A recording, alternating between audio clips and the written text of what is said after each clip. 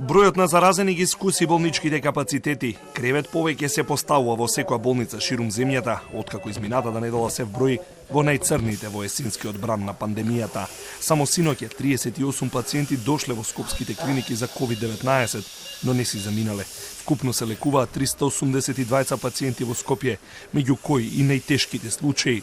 Капацитетите се исполнети, но слободни места има, а здравствениот систем е под притисок. Е денешната оценка на ресорниот министар Венко Филипче.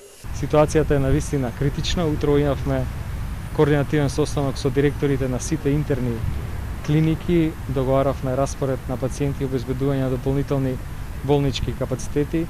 Формиран е еден дополнителен тим кој што е одговорен за третман на овие пациенти на сите интерни клиники. Во секој од тимовите има специјалист пулмолог и специјалист анестезиолог кои што се користат како консултанти во третманот на овие пациенти. И најмладите бараат помош против ковидот. 14 деца се хоспитализирани во детската болница Козле. Над 1000 граѓани побарале помош во болниците ширум земјата.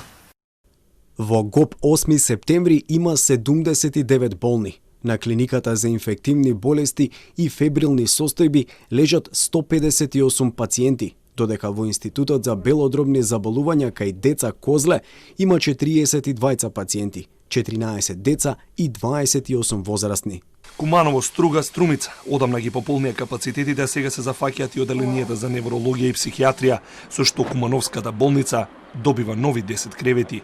Полните капацитети се должат на рапидниот скок на бројот на заразени во изминатите 2 недели.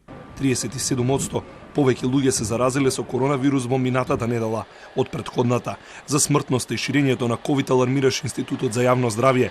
Според статистиката во последната недела од COVID-19 починале 127 луѓе, што е за 41% повеќе во однос на претходната. Според последните податоци на Министерството за здравство, 15.975 граѓани во моментов се заразени со вирусот. Од почетокот на епидемијата до сега 42.540 лица се заразиле со вирусот, а 1212 починаа.